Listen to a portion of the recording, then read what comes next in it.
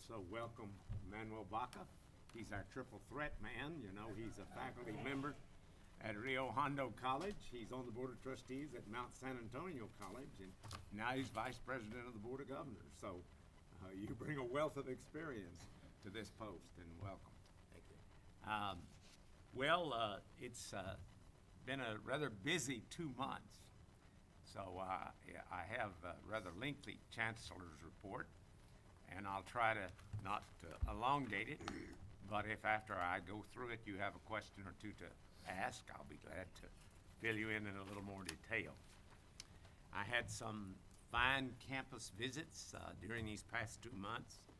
I went down to Long Beach City College on March 21st, and there was very impressed with what's called the Long Beach Promise, which is a very close-knit relationship between Long Beach Unified School District, Long Beach City College, and California State University, Long Beach.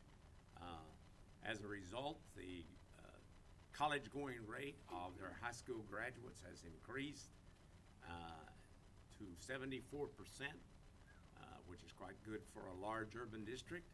And so I was glad to celebrate with them. Then I visited Compton College on March 29th and spent a whole day there. I think you can be proud of the leadership of the special trustee there, Tom Henry. I think the campus is doing quite well. I visited with community members.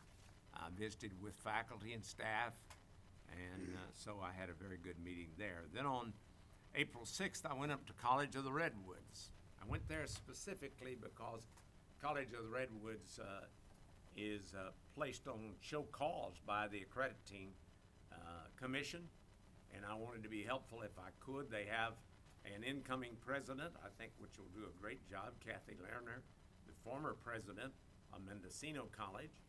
It's located, of course, in a beautiful area.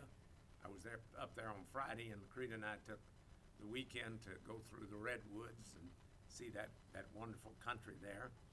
And then I visited Santa Rosa College twice. On April 26th, I was there, and for Chancellor Circle. As you know, Chancellor Circle is where college presidents and academic senate presidents in the neighboring area are invited in. And then I went there last Saturday night to speak at the retirement farewell celebration for Dr. Robert Agrella. He's been there 22 years, and he's been replaced by Frank Chong. So that was the visits to the campus. And then it also, this springtime, was a very busy conference time. And March 10th, I think I wrote down here, I went to the National Conference of NALEO, which is the National Association of Latino Elected Officials. I spoke there. I spoke at the American Council of Education National Conference with Mark Udoff, and with Charlie Reed. We had a panel on California higher education in Los Angeles on March 13th. And the northern CEOs meet in Yosemite, and the southern CEOs meet in Temecula. And I attended both of those meetings and spoke at both of those meetings to give an update on the state. The northern CEOs was March 18th through 19th, and the Temecula meeting was April 11th through 13th, and they concluded that with a meeting of the CEO and CCCT board. So I attended that meeting on Friday afternoon. And then I went to the national conference, which I've done for the past 4 years, of American Association of Community Colleges, Orlando, Florida, and Martha Cantor visited with us at the meeting of the state directors of community colleges. And then I spoke to the CACRO conference, which is our missions and records people, on April 30th. I've continued meeting with legislatures about the Student Success Task Force. I met with groups of students at Social Justice Group, and I also met with COFO, which is a faculty gathering. And as you may know, the bill by Alan Lowenthal went out of the committee 9-0. And so it'll move on now to appropriations and on to the floor of the Senate, and then, if successful, we'll move on to the Assembly. I've been rather active in media contacts, and some of you pointed out that I happen to be on the front page of the Sacramento Bee today. Well, that had to do with our discussion of repeatability. I got a call from a Sacramento Bee reporter, and my quote is, "It's far more important for someone to take a chemistry course than for someone to take golf for the third time." And so that, as a good reporter does, he also sought out some individuals who disagreed with my statement. But as you know, the will be brought before you today, and I'm been assured that the Academic Senate feels this is a good move, and that this is something that in very difficult times, in rationing times, that it makes a little sense for us to say we want more basic courses, and even though they might be desirable, repeatability merely in music and in PE is not quite as important. So, and I also had, I was on the News Hour on PBS, and spoke to KPCC in the Chronicle of Higher Education, and I had a charter TV appearance out in Riverside.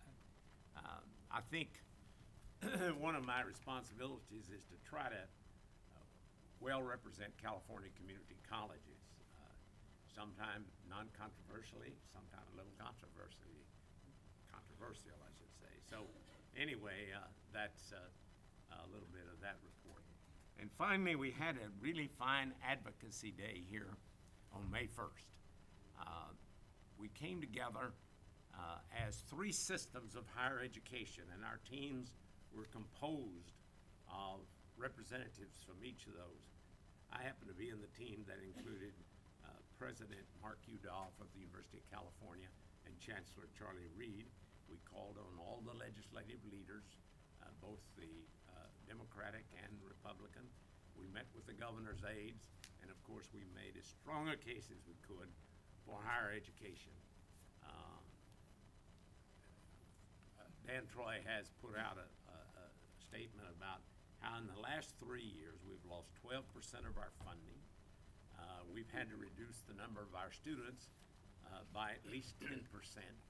We went from 2.89 million to 2.6 million students. We're doing the best we can in the most adverse circumstances financially that the community colleges here in California have ever experienced. It's not easy, and certainly colleges are having to make very difficult decisions. They're trying to avoid layoffs as much as possible, but many of them certainly don't replace every resignation or retirement. There's reduction of staff, obviously, and faculty, classified staff, and administration.